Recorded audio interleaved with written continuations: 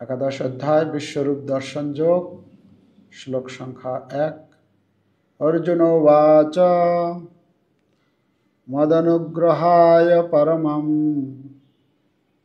গুহ্যমধ্যাত্মসংগীতম যত্তু যক্তং বচস্তেন মোহয়ং বিগতো মম। অনুবাদ: অর্জুন বললেন, আমার প্রতি অনুগ্রহ করে তুমি যে আধ্যাত্ম তত্ত্ব সম্বন্ধীয় পরম গুহ্য উপদেশ আমাকে দিয়েছ, তার দ্বারা আমার মোহ দূর হয়েছে। এখানে অর্জুন ব্যক্ত করেছেন যে তার মোহ দূরীভূত হয়েছে। এক থেকে এই 8 নম্বর শ্লোকে আমরা এই অধ্যায়ের পূর্ব প্রসঙ্গ, মানে হচ্ছে ভগবান যে বিশ্বরূপ কেন প্রদর্শন করলেন, এই 1 নম্বর শ্লোক থেকে 4 নম্বর শ্লোকে অর্জুন ভগবানকে অনুরোধ করেছেন যে হে ভগবান, আপনি যে বর্ণনা করলেন যে আপনি এক অংশের দ্বারা সমগ্র বিশ্বে একাংশেন স্থিত জগৎ, তো আপনি যে বললেন যে এই সম্পূর্ণ ব্রহ্মাণ্ডকে একাংশের দ্বারা সমগ্র বিশ্ব ব্রহ্মাণ্ডকে ধারণ করে আছেন, এটা 10ম অধ্যায়ে ভগবান বলেছিলেন। তো অর্জুন শ্রীকৃষ্ণের কাছে তার সেই সর্বব্যাপ্ত রূপ দেখতে চাইলেন। যদিও ভগবান শ্রীকৃষ্ণ সেখানে কি রূপে, কি ভূমিকায় ছিলেন? তিনি ছিলেন রথের সারথি রূপে। তিনি রথ চালাচ্ছিলেন, কিন্তু একই সাথে তিনি সমগ্র ব্রহ্মাণ্ডে কিভাবে পরিব্যাপ্ত হয়ে রয়েছেন বা ধারণ করে রয়েছেন, তাই অর্জুন শ্রীকৃষ্ণের এই সর্বব্যাপ্ত রূপটি দেখতে চাইলেন। তো প্রথমেই 2টি শ্লোকের পরেই অর্জুন তা ব্যক্ত করবেন। প্রথম শ্লোকে অর্জুন বলছেন যে আপনার কৃপায়, মানে শ্রীকৃষ্ণের কৃপার কথা, তিনি ভগবান যে তার প্রতি যে কৃপা করেছেন, মদনুগ্রহায়, মানে আমার প্রতি কৃপা করে আপনি কি করেছেন? আমার মোহকে দূরীভূত করেছেন।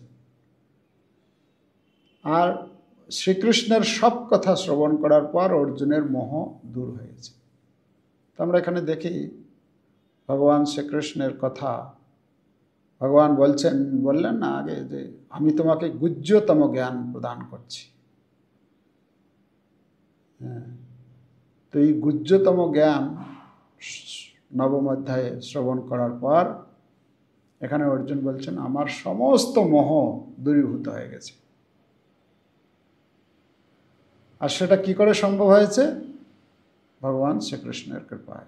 ভগবান শ্রীকৃষ্ণের কৃপাতে অর্জুন ভগবানকে উপলব্ধি করতে পেরেছেন, যার দ্বারা তার এই মোহ দূরীভূত হয়েছে।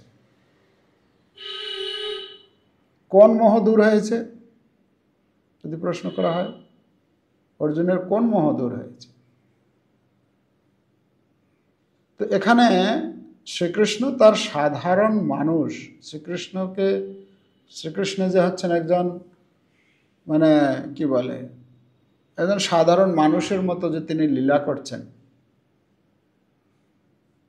একই সঙ্গে তিনি যে ভগবান, শুধু ভগবান না, যত সমস্ত ভগবান রয়েছেন সমস্ত ভগবানের উৎস হচ্ছেন তিনি। এই বিশ্ব চরাচরের যত শ্রেষ্ঠ বস্তু রয়েছে তারও উৎস হচ্ছেন তিনি, তার দ্বারা প্রবর্তিত হয়েছে, তার থেকে।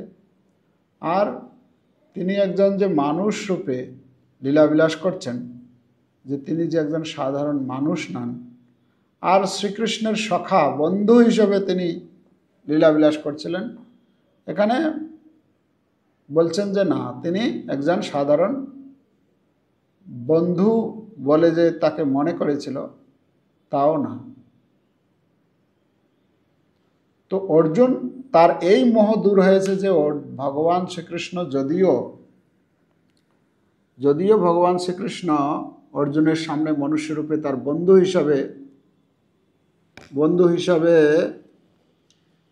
এখানে অবস্থান করছেন, কিন্তু তা হলেও তিনি কিন্তু একজন সাধারণ মানুষ নন, সে কথা বলছেন। তো সেই মোহ তার দূরীভূত হয়েছে। প্রভুপাদ তার তাৎপর্য বলেছেন যে সবার জানা উচিত যে শ্রীকৃষ্ণই সব কিছুর পরম উৎস এবং তিনি সমস্ত জীবের হৃদয়ে বিরাজমান পরমাত্মা। এটা সকলের জানা উচিত।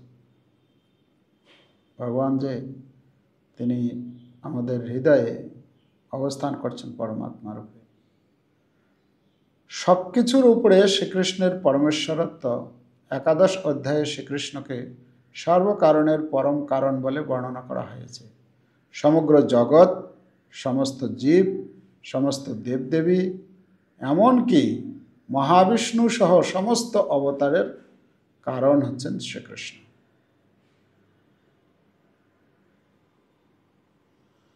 তো আমরা দেখব 3 নম্বর শ্লোকে অর্জুন ভগবানের বিশ্বরূপ দেখতে চাইলেন। তো কেন বিশ্বরূপ দেখতে চেয়েছিলেন? কেন অর্জুন শ্রীকৃষ্ণকে বিশ্বরূপ প্রদর্শনের জন্য অনুরোধ করেছিলেন? সে কথা আমরা 2 নম্বর শ্লোকে পড়ি, ধীরে ধীরে আমরা বুঝতে পারব। ভবাপ্যায়ো হি ভূতানাং শ্রুতো বিস্তরশো ময়া তত্তঃ কমলপত্রাক্ষ মাহাত্ম্যমপি চাব্যয়ম। হে পদ্মলোচন, সর্বভূতের উৎপত্তি ও প্রলয় সম্বন্ধে তোমার কাছ থেকে বিস্তারিতভাবে আমি শ্রবণ করেছি এবং তোমার অব্যয় মাহাত্ম্য উপলব্ধি করতে পেরেছি। ভগবান বলছিলেন অহম কৃষ্ণস্য জগত প্রভাব প্রলয়স্তথা, যে আমি হচ্ছি এই বিশ্বব্রহ্মাণ্ডের প্রভাব, মানে হচ্ছে উৎপত্তির কারণ, আমার থেকে উৎপত্তি হয়েছে, আমি পালন করে থাকি, আর আমার দ্বারাই লয়প্রাপ্ত ধ্বংস হয়। তো এখানে 2 নম্বর শ্লোকে অর্জুন তার উপলব্ধি ব্যক্ত করেছেন।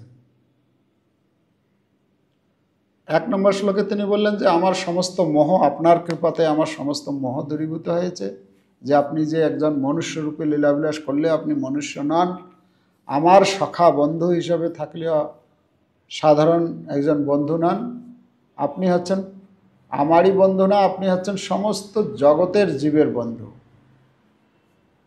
সুহৃদম সর্বভূতানাম, এটা আমি উপলব্ধি করেছি। হ্যাঁ, চৈতন্য মহাপ্রভু বলছেন আমি বিনা বন্ধু আর কে আছে তোমার, একমাত্র বন্ধু হচ্ছেন ভগবান। তো অর্জুনের এই মোহ দূরীভূত হয়েছে, সেটা তিনি বলছেন, ব্যক্ত করেছেন। এখানে তিনি তার উপলব্ধি ব্যক্ত করছেন যে শ্রীকৃষ্ণ হচ্ছেন পরম পুরুষোত্তম ভগবান।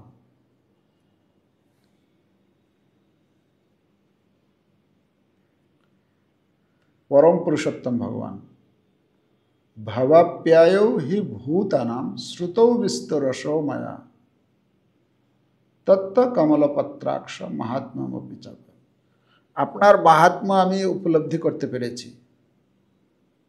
তো ভগবানকে একটা নামে তিনি সম্বোধন করছেন। কি নামে? কমলপত্রাক্ষ। কমলপত্রাক্ষ নামে তিনি সম্বোধন করেছেন।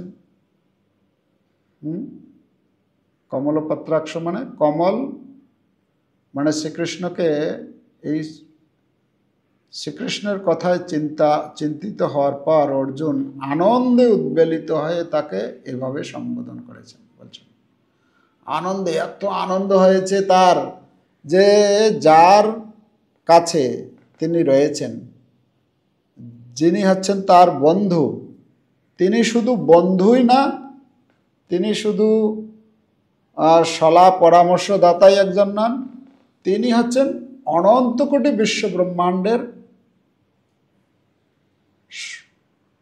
সৃষ্টিকর্তা, পালনকর্তা এবং ধ্বংসকর্তা।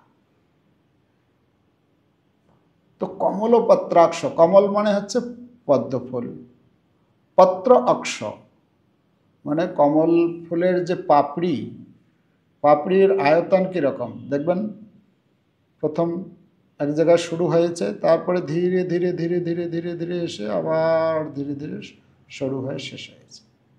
তো ভগবান শ্রীকৃষ্ণের যে চক্ষু, অক্ষ, অক্ষ মানে হচ্ছে চোখ, ভগবান শ্রীকৃষ্ণের চোখ কীরকম, কমলপত্রের, কমল ফুলের পাপড়ির ন্যায় সুন্দর, একদম পুরো কান, মানে ভগবানের যে চোখ একদম কান পর্যন্ত বিস্তৃত। আমরা ওই সকালবেলা ব্রহ্মসংহিতার শ্লোক যে উচ্চারণ করি, যখন ভগবানের দর্শনার্থীর সময় পর্দা খুলে ভগবানকে দর্শন করি, বেণুম কণান্তম অরবিন্দ দলায়তাক্ষম, বেণুম কণান্ত, যিনি তার হাতে বেণু নিয়ে তিনি বেণু বাদন করছেন, বেণুম কণান্তম অরবিন্দ দলয় আয়ত অক্ষম, অক্ষ সেখানে বলা হচ্ছে কি, অরবিন্দ, অরবিন্দ মানে পদ্মফুল, অরবিন্দকে পদ্মফুলকে অরবিন্দ বলা হয়েছে। অরবিন্দ দল মানে পদ্মফুলের দল মানে পাপড়ি, অরবিন্দ দল আয়ত, আয়ত মানে আকার, অক্ষম মানে চক্ষু। যে ভগবান শ্রীকৃষ্ণের চক্ষু কীরকম, পদ্মফুলের পাপড়ির ন্যায় হচ্ছে ভগবানের চক্ষু। তো অর্জুন এখানে আনন্দে তিনি ভগবানকে কমলপত্রাক্ষ বলে সম্বোধন করেছেন। কমলপত্রাক্ষ, হে কমলপত্রাক্ষ। এরকম নয় যে তিনি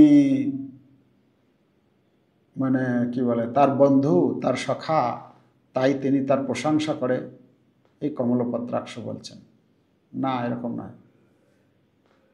অনেক সময় বলে না, যদি আমাদের বাংলাতে তো একটা প্রবাদ রয়েছে, কি অন্ধ ছেলের নাম পদ্মলোচন, আছে না, মানে পিতামাতা তার সন্তানের প্রতি এতটাই স্নেহপরায়ণ, অন্ধ, তার চক্ষু নেই, অন্ধ, কিন্তু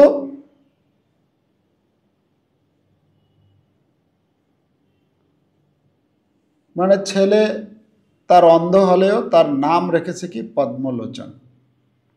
পদ্মলোচন মানে যার পদ্মের মতো যার চোখ, পদ্মলোচন, লোচন মানে হচ্ছে চক্ষু। তো অর্জুন কিন্তু এই রকম চিন্তা ভাবনা করে বলছে না যে অর্জুন তার সখা, তার বন্ধু, মানে তার কাছে আছে, তার সঙ্গে উঠা বসা করছেন, এই জন্য তাকে প্রশংসা করছে, এরকম না। কানা ছেলে পদ্মলোচনের মতো প্রশংসা করছেন না, এখানে যে প্রশংসা করছেন একদম সঠিক, যে তিনি যে আসলেই তার, এখানে অর্জুন বলছেন না, ব্রহ্মাজি বলছেন ওখানে, হ্যাঁ ব্রহ্মসংহিতায় ব্রহ্মাজি বলছেন। এরকম অনেক জায়গায় ভগবানের নাম এই পদ্ম ফুলের সঙ্গে তুলনা করেছেন।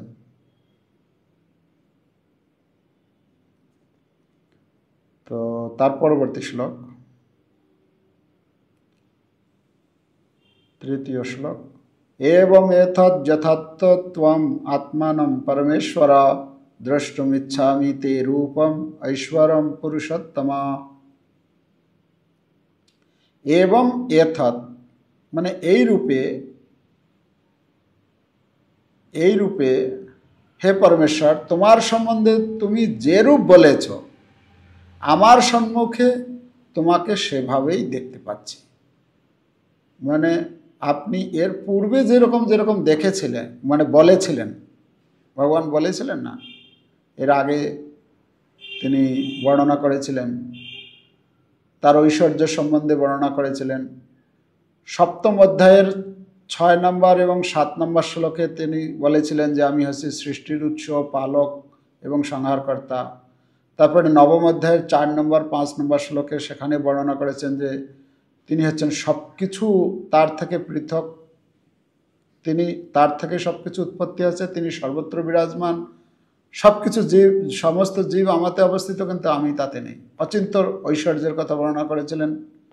এখানে তিনি আমরা দেখলাম 10ম অধ্যায়ের 42 নম্বর শ্লোকে তিনি বললেন যে তার রথের সারথি রূপে তার সামনে দণ্ডায়মান শ্রীকৃষ্ণই সমগ্র বিশ্ব ব্রহ্মাণ্ড মানে পরিব্যাপ্ত হয়ে তা ধারণ করে রয়েছেন, একাংশ নয় স্থিত জগৎ।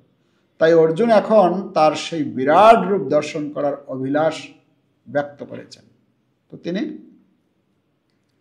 তিনি বলছেন যে আমি আপনার এই বিরাট রূপ, বিশ্বরূপ দর্শন করতে চাই। তো কেন অর্জুন শ্রীকৃষ্ণকে তার বিশ্বরূপ প্রদর্শনের জন্য অনুরোধ করেছেন? প্রভুপাদ তাৎপর্যে কারণ তুলে ধরেছেন, 4টি কারণ তুলে ধরেছেন। হ্যাঁ, কি? একটি হচ্ছে 1 নম্বর শ্লোকের তাৎপর্যে, সেখানেও প্রভুপাদ তুলে ধরেছেন এই কথাটি, সকলের কাছে শ্রীকৃষ্ণের ভগবত্তা প্রতিষ্ঠার জন্য। যে কৃষ্ণ যে ভগবান, যখন এই বিশ্বরূপ প্রদর্শন করবে তখন সকলেরই বিশ্বাস হবে। তো তিনি তাই তাকে বিশ্বরূপ দর্শন করানোর জন্য অনুরোধ করেছেন। তার পরবর্তীতে যদিও বিশ্বরূপ দর্শন করার জন্য তার ব্যক্তিগত কোনো অভিলাষ ছিল না, অর্জুন তো স্বাভাবিকভাবেই ভক্ত কখনো এই আলাদা আলাদা কিছু অদ্ভুত চমৎকার কিছু দেখবে এটা চায় না। অর্জুন কেন দেখতে চেয়েছিলেন তাহলে?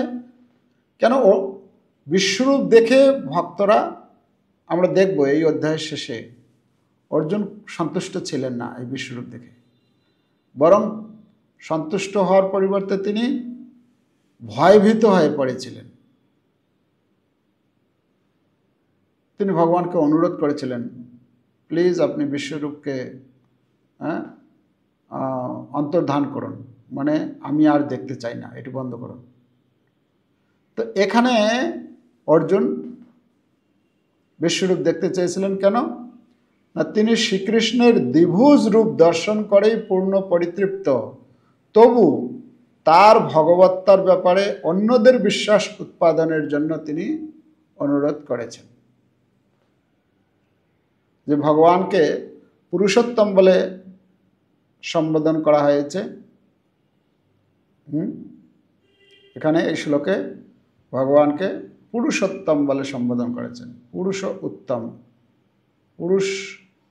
পুরুষদের মধ্যে যিনি উত্তম।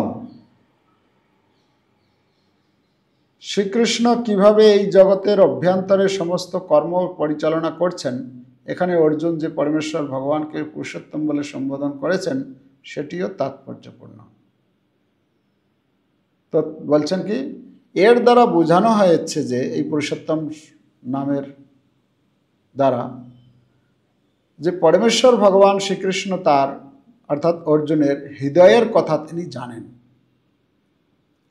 তিনি ব্যক্তিগতভাবে তার বিশ্বরূপ দর্শনের অভিলাষী নন। তো পুরুষোত্তম নামে সম্বোধন করার মাধ্যমে অর্জুন এটি বোঝাতে চেয়েছেন, হে পুরুষোত্তম ভগবান, আপনি আমার অন্তরের কথা, মনের কথা জানেন। যে আমি আসলে আপনার এই বিশ্বরূপ দেখার প্রতি আমার কোনো আগ্রহ নেই, কিন্তু এই জগতের লোকের কাছে যে আপনার যে মহিমা তুলে ধরার জন্য আমি এই বিশ্বরূপ দর্শন করতে চাইছি। 3 নম্বর পয়েন্ট হচ্ছে কি, প্রভুপাদ তাৎপর্য তুলে ধরেছেন যে ছদ্মবেশী নকল ভগবান থেকে সাবধান হওয়ার জন্য অর্জুন যে বিশ্বরূপ দর্শন করতে চেয়েছেন তার আর একটা কারণ হচ্ছে যে ভবিষ্যতে যারা নিজেকে ভগবান বলে প্রচার করবে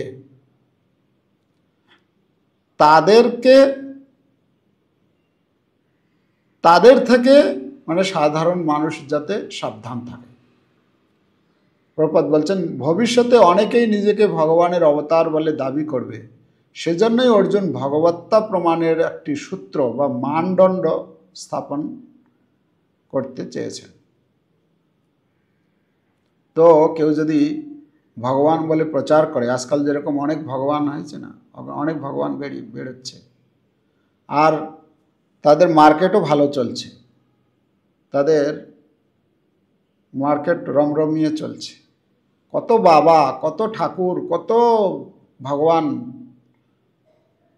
যত সস্তা মানে ছাড় দিচ্ছে তাদের কি বলে, তাদের কাস্টমারের ভিড় বেশি, সেখানে লাইন।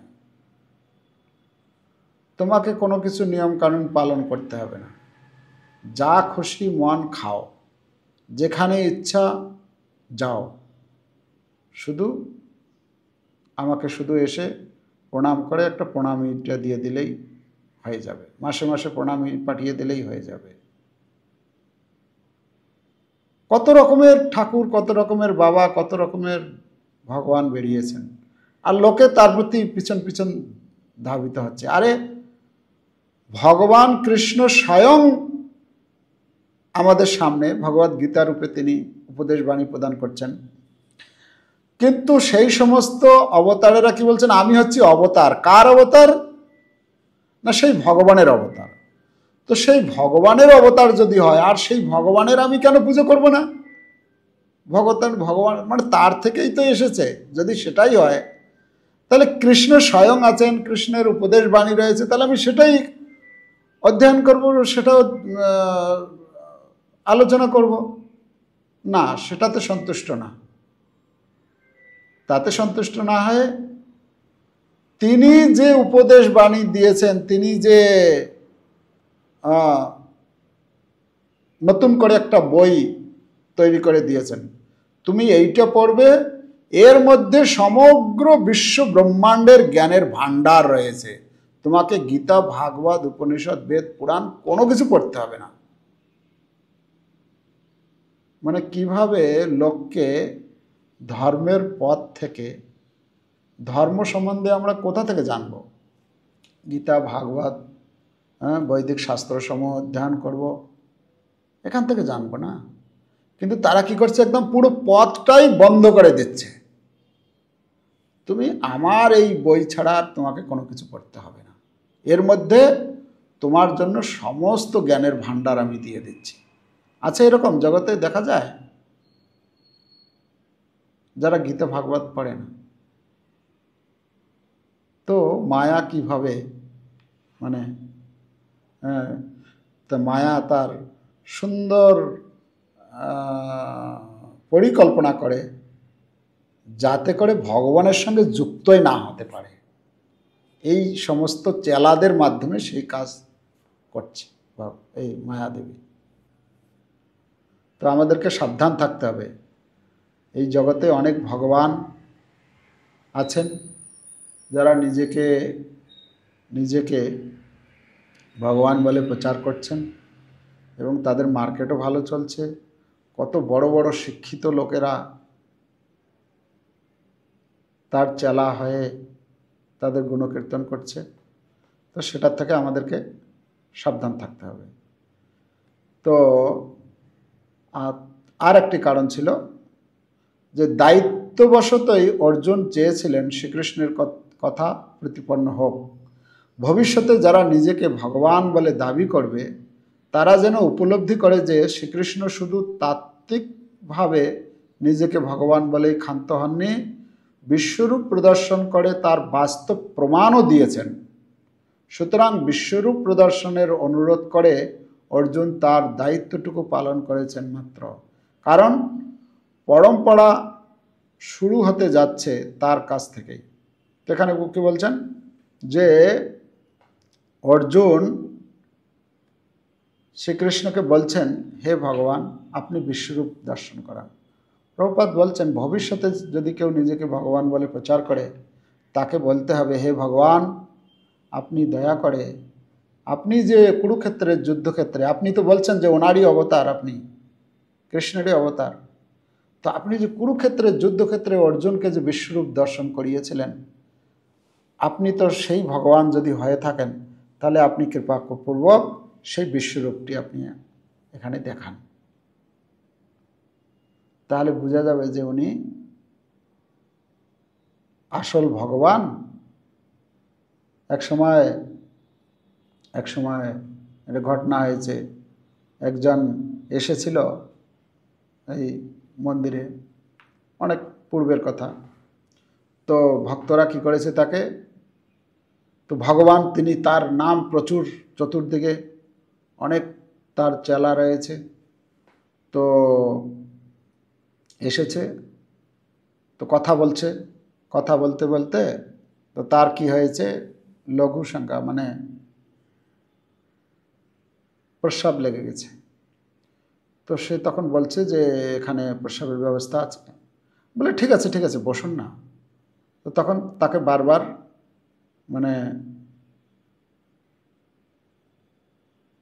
বারবার তাকে বলছে যে আপনি বসুন। তো তখন সে অপেক্ষা করছিল, অপেক্ষা করতে করতে করতে করতে এমন জোর তার বাথরুম পেয়েছে, তখন বলছে না আমাকে যেতে হবে তাড়াতাড়ি। তখন ভক্তরা বলছেন, আপনি তো ভগবান, আপনি তো ভগবান মানে কি সব কিছু নিয়ন্ত্রণ করেন, এই বিশ্ব সৃষ্টি চরাচরকে নিয়ন্ত্রণ করতে পারেন, আপনি একটু বাথরুম যাওয়ার বেগকে আপনি নিয়ন্ত্রণ করতে পারবেন না? বসুন বসুন। তো তখন জোর করে তাকে এরকম বসিয়ে রাখতে রাখতে তখন সে আর যখন সহ্য করতে পারে না, তো তখন রেগে মেগে সে সেখান থেকে বেরিয়ে গেছে। তো ভক্তরা বলছেন যে কীরকম ভগবান, আরে ভগবান যদি হয় তাকে একটু বাথরুম পেয়েছে, তার এইটুকু সে কন্ট্রোল করতে পারছে না। কৃষ্ণ বলছেন অনন্ত কোটি বিশ্ব ব্রহ্মাণ্ডকে তিনি কন্ট্রোল করছেন, তার নিয়ন্ত্রণে রাখছেন ভগবান রূপে। আর তথাকথিত যে সমস্ত ভগবান এই জগতে যে নিজেকে ভগবান বলে জাহির করছে, তাদের কি শক্তি রয়েছে, তারা তো এখানে অর্জুন এই ফর্মুলা দিয়ে গেছেন, যদি কেউ ভবিষ্যতে নিজেকে ভগবান বলে মনে করে তাহলে তাকে বলতে হবে আপনি কৃপাপূর্বক আপনার বিশ্বরূপটি আপনি দেখান, তাহলে আমরা আপনাকে ভগবান বলে মেনে নেব। আর একটি শ্লোক রয়েছে 4 নম্বর শ্লোক পর্যন্ত, কেন 5 নম্বর শ্লোক থেকে ভগবান বলতে শুরু করবেন। 4 নম্বর শ্লোকে, মন্যসে যদি তৎসক্ষম ময়া দ্রষ্টুম ইতি প্রভো যোগেশ্বর ততো মে ত্বং দর্শয়ামাত্মনমব্যয়ম। হে প্রভু, যদি তুমি যদি আমাকে তোমার এই বিশ্বরূপ দর্শন করার জন্য সমর্থ বলে মনে করো, তাহলে হে যোগেশ্বর আমাকে তোমার সেই অনন্ত নিত্য স্বরূপের দর্শন দান করো। এখানে বলা হচ্ছে অর্জুন যে ভগবানের বিশ্বরূপ দর্শন করতে চেয়েছিলেন, তিনি ভগবানকে আদেশ করেননি, তিনি ভগবানের কাছে কি করেছেন, প্রার্থনা করেছেন, মিনতি করেছেন যে হে প্রভু, যদি আপনি মনে করেন যে আপনার সেই বিশ্বরূপ দর্শন করার যোগ্যতা রয়েছে, আপনি যদি মনে করেন যে না একে এই বিশ্বরূপ দর্শন করানো যাবে, তবেই আপনি আমাকে এই বিশ্বরূপ দর্শন করান। তো তিনি মিনতি করেছেন ভগবানের কাছে, যদি আমি যোগ্য হই তাহলে আমাকে দেখাবেন। প্রভুপাদ আলোচনা করেছেন তাৎপর্যে ভগবানকে দেখার যোগ্যতা তা কেবল ভগবানের কৃপার দ্বারাই সম্ভব হতে পারে। তাই অর্জুন শ্রীকৃষ্ণের কাছে মিনতি করছেন, আদেশের কোনো প্রশ্নই না। ভগবানকে আমরা কখন দর্শন করতে পারবো? ভগবানকে দর্শন করতে পারবো যখন ভগবানের কৃপা হবে। তার পূর্বে আমরা ভগবানকে দর্শন করতে পারবো না, তাই না? ভক্তি সিদ্ধান্ত সরস্বতী ঠাকুর বলছেন যে তোমাকে ভগবানকে দেখার জন্য চেষ্টা করতে হবে না, তুমি এরকম কার্য করো, এভাবে সেবা করো যে ভগবান তোমাকে দেখতে আসবেন। ভগবানকে দেখার জন্য তোমাকে প্রয়াস করতে হবে না, সে কথা বলছেন। প্রপাত আরো তুলে ধরেছেন মানসিক জল্পনা কল্পনা বা জড় ইন্দ্রিয়ের অনুভূতির দ্বারা ভগবানকে দেখা সম্ভব নয়। কারণ জীব ক্ষুদ্রাতি ক্ষুদ্র, চিৎ স্ফুলিঙ্গ। তাই অসীম বিভু চেতন ভগবানকে কখনোই সে নিজের চেষ্টায় জানতে পারে না। জীব হচ্ছে কত ক্ষুদ্র, তার কতটুকু চেষ্টা হতে পারে যে সে ভগবানকে দেখতে পারবে? সেটা কখনোই সম্ভব হবে না। হ্যাঁ, সাধারণ জীব হিসাবে অর্জুন তার সীমাবদ্ধতা এবং শ্রীকৃষ্ণের অপরিমেয়, মানে শ্রীকৃষ্ণ যে হচ্ছেন মহান, তিনি অনাদি অনন্ত রূপকে স্বীকার করেন তিনি, তো তিনি কত মহান, আর জীব হচ্ছে কত তুচ্ছ। তো একজন তুচ্ছ জীব কি করে ভগবানকে দর্শন করতে পারে? তার ইন্দ্রিয়, এই জড় ইন্দ্রিয় দিয়ে কি করে সে ভগবানকে দর্শন করতে পারবে? সম্ভব না। তো ভগবান শ্রীকৃষ্ণকে এখানে যোগেশ্বর বলে সম্বোধন করা হয়েছে। কেন না, ভগবান শ্রীকৃষ্ণের অচিন্ত শক্তিকে বোঝানো হয়েছে এর মাধ্যমে, যার দ্বারা অসীম শ্রীকৃষ্ণ সসীম। ভগবান কৃষ্ণ হচ্ছেন অসীম আর জীব হচ্ছে সসীম। অসীম মানে যার সীমা নেই, সসীম মানে সীমিত। আমাদের প্রত্যেক জীবের জ্ঞান হচ্ছে সীমিত, ইন্দ্রিয়গুলো সীমিত। তো সসীমের মধ্যে পার্থক্য এখানে বোঝানো হচ্ছে। ভগবানকে এখানে যোগেশ্বর বলে সম্বোধন করেছেন। শ্রীকৃষ্ণ নিজেকে প্রকাশ করতে বাধ্য নন যদি না কেউ সম্পূর্ণরূপে কৃষ্ণ ভাবনাময় হয়ে প্রেমময়ী ভগবত সেবায় যুক্ত হয়। তো এখানে ভগবানকে যদিও দর্শন করা আমাদের পক্ষে সম্ভব নয়, কিন্তু তখনই একজন কেউ দর্শন করতে পারে ভগবান কৃপা করে যাকে দর্শন প্রদান করেন। নাহং প্রকাশ সর্বস্ব যোগমায়া সমাবৃত। ভগবান বলছেন আমি নিজেকে যোগমায়ার দ্বারা আবৃত করে রাখি, তাই আমাকে বুঝতে পারে না। কিন্তু কখন বুঝতে পারবে? যদি কেউ নিষ্ঠা সহকারে ভগবত ভক্তির অনুশীলন করে, তার ইন্দ্রিয়গুলোকে শুদ্ধ করে, তার চেতনাকে কৃষ্ণ ভাবনাময় করে গড়ে তুলতে পারে, ভগবান তার কাছে মানে স্বাভাবিকভাবেই প্রকাশিত হয়ে যান। ঠিক আছে? ঈশ্বরের কৃপালেশ হয়তো যাহারে, সেই তো ঈশ্বর তত্ত্ব বুঝিবারে পারে। একটা হচ্ছে ভগবানের কৃপা না হলে বুঝতে পারবো না, কিন্তু ভগবানের কৃপার জন্য আমরা কিছু করতে হবে, তবে তো কৃপাটা হবে। কৃপা মানে কি? কিছু করে পাওয়া। কৃপা মানে কিছু করে পাওয়া।